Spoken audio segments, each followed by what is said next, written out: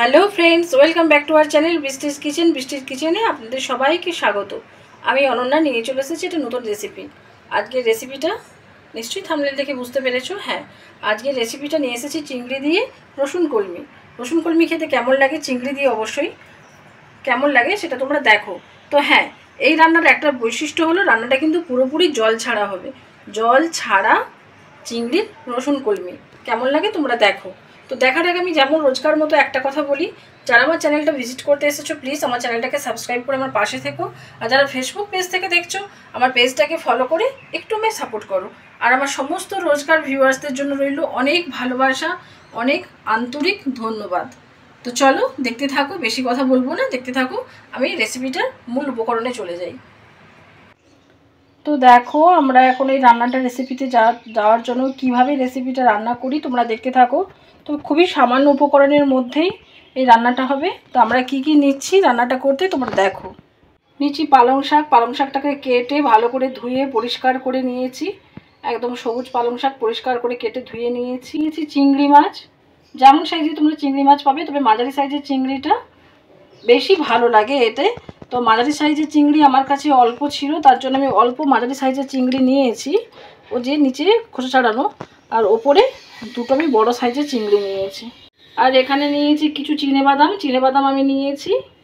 আর নিয়েছি পেঁয়াজ কুচি করে নিয়েছি। আর একটু রসুন থেতো করে নিয়েছি। এখানে রসুনটা একটু বেশি পরিমাণেই লাগবে, রসুনটাকে আমি থেতো করে নিয়েছি। আর মশলার মধ্যে কিছুই না, শুধু নামমাত্র একটু হলুদ গুঁড়ো, পরিমাণ মতো নুন আর চিনি, ব্যাস এইটুকুই উপকরণ। রান্নাটা হবে পুরো তেলে, সর্ষের তেলে, পুরো জল ছাড়া। আমি এখানে কোনো জল ইউজ করব না, একদম জল ছাড়াই রান্নাটা হবে। তো চলো আমি কিভাবে রান্নাটা করছি তোমরা এবার দেখতে থাকো। এখন আমরা গ্যাসটাকে জেলে নিই। কড়াটা গরম হওয়ার অপেক্ষায় আছি। কড়াটা গরম হোক, তারপরে আমরা আসছি।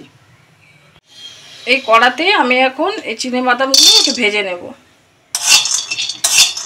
শুকনো কড়াতে আমি চিনেবাদামগুলো ভাজবো।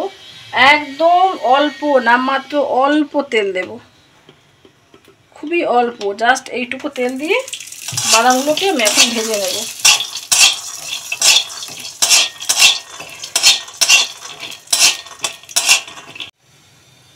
দেখো চিনেবাদামটা পুরো আমার ভাজা হয়ে গেছে। এখন আমি চিনেবাদামগুলোকে নামিয়ে নেব। নামিয়ে নিয়ে আবার ফিরে আসছি। এখন দিয়ে দেবো একটু সর্ষের তেল।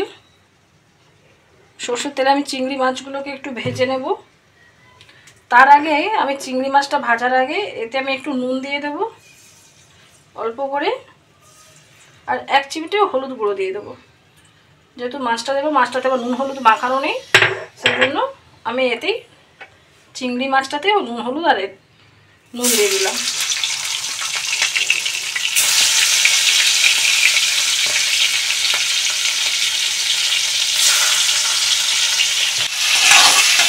মাছগুলোকে আমি খুব বেশি ভাজা করব না, একটু হালকা ভাজা করব। আর এই বড় মাছগুলোকে একটু ভেজে নিতে হবে, তা না হলে এটাতে ভেতরে সেদ্ধ হবে না। কারণ আমি বলেছি এটা একদম জল ছাড়া রান্না হবে, এটা আমি এতটুকু জল ব্যবহার করব না। তো মাছ দুটো ভাজা হোক, তারপর আমি আবার আসছি। এই চিংড়ির মাছের তেলেই আমি দিয়ে দেবো পেঁয়াজ আর রসুনটা একসাথে আমি দিয়ে দেবো। পেঁয়াজ আর রসুনটা আমি দিয়ে ভালোভাবে নাড়তে থাকবো। ওই চিংড়ির তেলেই দিতে থাকবো। চিংড়ি মাছ আছে, এই দেখো চিংড়িগুলো আছে, আমি বড় চিংড়িগুলো তুলে রেখেছি, ওটা শেষে দেব। এখন এই পেঁয়াজ আর রসুনটাকে ভালো করে ভেজে নেব। একদম ডিপ ফ্রাই না, কিন্তু ভালো করে ভেজে নেব।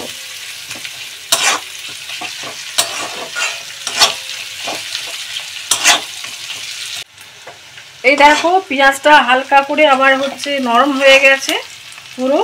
খুব বলেছি ডিপ ফ্রাই করবো না। এই সময় যে গুঁড়ো মশলাগুলো নিয়েছিলাম, জাস্ট হলুদ গুঁড়ো, চিনি আর পরিমাণ নুন, সবটাই আমি দিয়ে দেবো।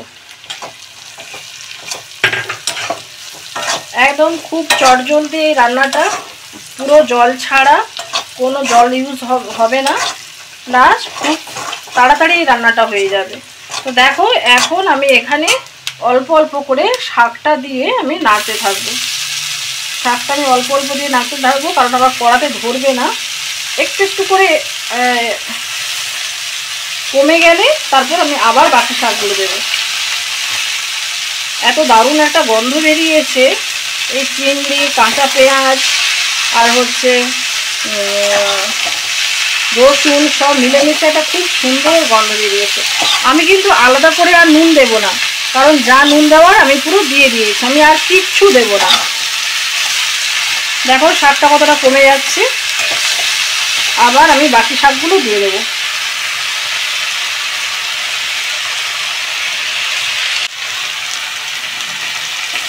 পুরো শাকটা আমি দিয়ে দিয়েছি।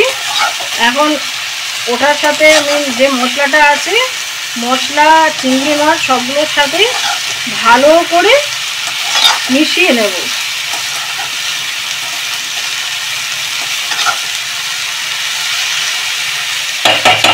এই সময় ফ্লেমটাকে আমি একটু কমিয়ে দেবো, দিয়ে এটাকে আমি এখন ঢাকা দিয়ে দেবো আর গ্যাসের ফ্লেমটাকে কমিয়ে দেবো।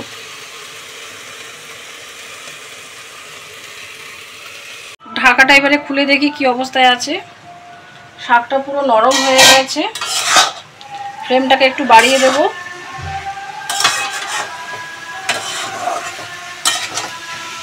আমি হালকা ভাপের আঁচে আঁচে শাকটাকে মাঝে মাঝে এইভাবে একটু নেড়ে নেব, আর ওই ভাপের আঁচে আঁচেই শাকটা পুরো সেদ্ধ হয়ে যাবে। আমার এক্সট্রা আর জল লাগবে না, এক্সট্রা আমি আর জল দেব না, কোনো জল দেব না। এটা এই রান্নাটা পুরোপুরি জল ছাড়া।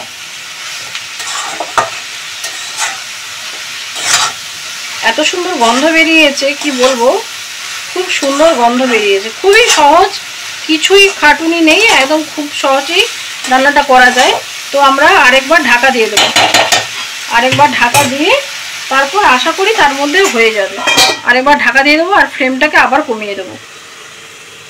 ঢাকাটা খুলে দেখি একবার কি অবস্থা। দেখো পুরোপুরি আমার রেডি হয়ে গেছে, পুরো শাকটা পুরো রেডি। এই সময় আমি যে ভেজে রাখা বাদামগুলো ছিল, বাদামগুলো দিয়ে দেব, সব বাদামগুলোই দিয়ে দেব। আর আমি বলা হয়নি প্রথমে, আমি একটু পোস্ত নিয়েছিলাম, সেই পোস্তটাও ছড়িয়ে দেব।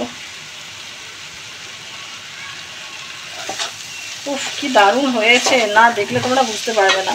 তোমরা তো অনেক রকমভাবে কলমি শাকের রেসিপি অনেক রকমভাবে অনেকে খেয়ে থাকো, তো আমার রেসিপিটা একবার ট্রাই করে দেখো। এত অসাধারণ লাগলো ভাবতে পারবে না।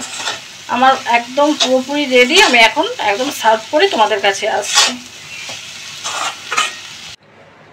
তো দেখো, দেখলে তোমরা আমি এতটুকু জল ইউজ করিনি, প্লাস দেখতে এত সুন্দর আর একটা এত টেস্টি। তোমরা অনেক রকমভাবে কলমি শাক খেয়ে দেখেছো, অনেক রেসিপি ইউজ করেছো। আমার রেসিপিটা একবারে অ্যাপ্লাই করে তোমরা দেখো, আমি নিশ্চিন্তভাবে বলছি যে তোমাদের অবশ্যই ভালো লাগবে। তো চলো আর বেশি বকবক করলাম না, আর বেশি বললাম না। তোমাদের কেমন লেগেছে তোমরা অবশ্যই কমেন্ট করে জানাবে। আর তোমাদের যদি কোনো রিকোয়েস্ট ভিডিও থেকে থাকে প্লিজ আমাকে অবশ্যই কমেন্ট করে জানিও, আমি অবশ্যই নিয়ে আসবো। আর হ্যাঁ, যদি এটা কেউ খেয়ে থাকো, খাওয়ার পর আমাকে বলো কেমন লেগেছে খেতে। তো আজকের মতো আসি, আর বেশি কিছু বলছি না, টাটা।